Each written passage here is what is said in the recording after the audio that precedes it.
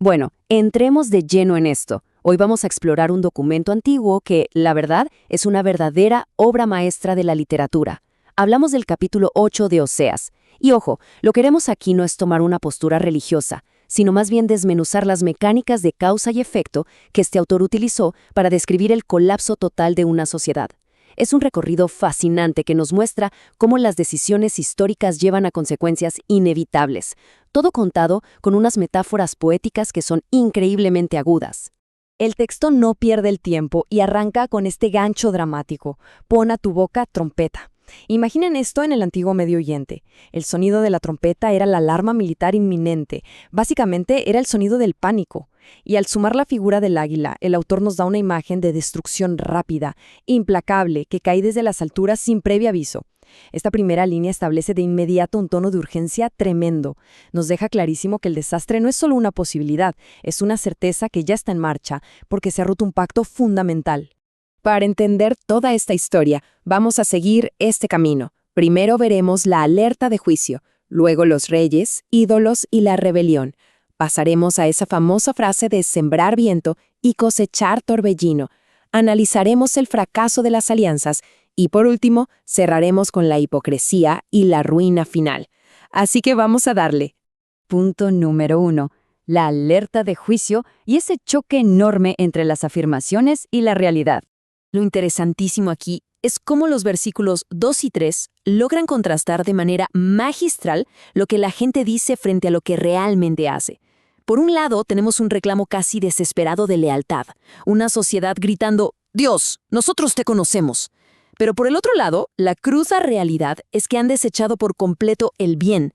Esta tremenda disonancia cognitiva es el primer síntoma grave de un colapso social que el texto quiere que notemos. ¿Y la consecuencia de esa hipocresía?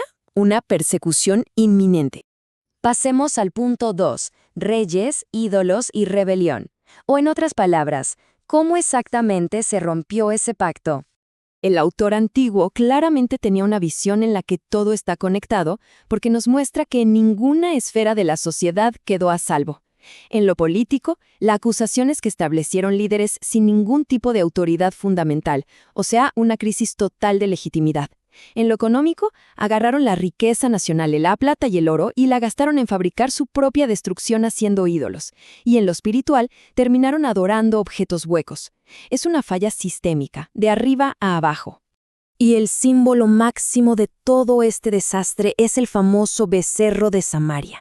Fíjense que el texto hace muchísimo énfasis en que este becerro fue hecho por un artífice.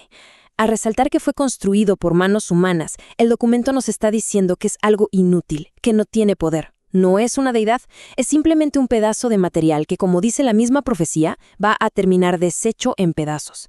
Es una crítica súper mordaz a esa arrogancia humana de querer fabricarse su propia salvación. Llegamos al tercer punto y esta es la metáfora central de todo el texto: sembrar viento y cosechar torbellino. Esta frase es una de esas advertencias poéticas que han sobrevivido siglos y siglos. Sembrar viento significa básicamente invertir esfuerzo, dinero y tiempo en cosas vacías, irresponsables y sin sustancia. Pero como sabemos, las acciones siempre tienen consecuencias y esas consecuencias se multiplican. Lo que terminas recogiendo no es solo una brisa, es un torbellino incontrolable que arrasa con todo. Es una forma brillante de explicarnos cómo la pequeña corrupción diaria termina generando desastres gigantescos.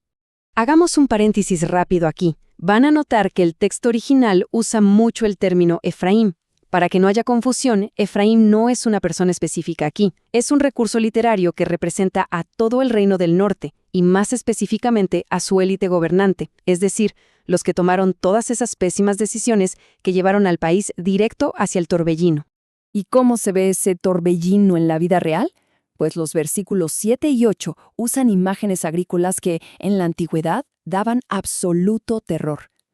Literalmente dicen que el tallo no da grano, y si por algún milagro logran sacar algo de harina, la sociedad está tan rota que vendrán extranjeros y se la comerán. La identidad de la nación entera es devorada, y terminan siendo vistos en el escenario internacional simplemente como una vasija rota que ya no vale nada. Cuarto punto: el fracaso de las alianzas, o como lo pone el texto, Alquilar amantes. Aquí tenemos otra metáfora en el versículo 9, que raya en lo tragicómico. Comparar la diplomacia de todo un país con un asno montés que anda solo por ahí. Es una imagen de terquedad total y de un aislamiento ridículo. En vez de unirse o buscar refugio en sus valores fundamentales, salen corriendo erráticamente hacia el imperio asirio. Es una estrategia política salvaje, desesperada y que al final del día solo demuestra lo vulnerables que realmente son. Y la cosa empeora. El texto es muy duro al describir cómo pagan por estas alianzas.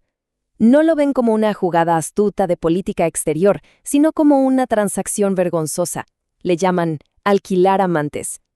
Y la ironía aquí es brutal, porque ese intento de comprar protección solo les garantiza opresión.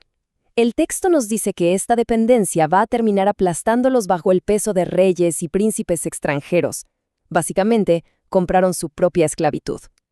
Y así llegamos a nuestro quinto y último punto, la hipocresía y la ruina final. El ciclo se completa. El versículo 12 nos muestra una desconexión que es alucinante.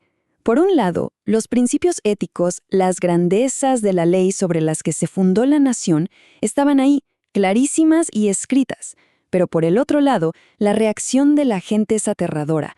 La sociedad se había degradado tanto que cuando veían sus propios principios morales, los trataban como si fueran una cosa extraña, algo ajeno. Cuando una civilización ya ni siquiera reconoce sus propios cimientos, sabes que perdió la brújula por completo.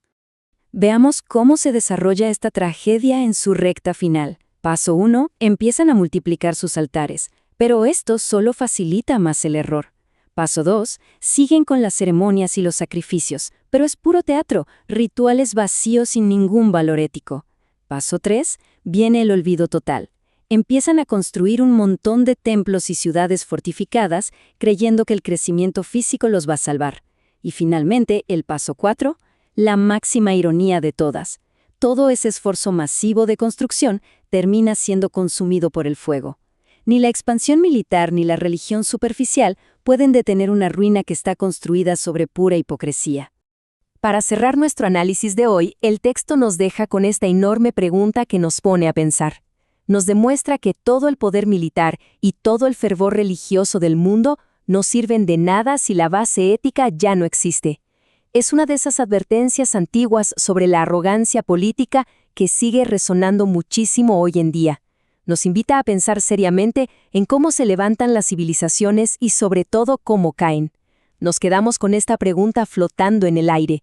Gracias por acompañarnos en este recorrido.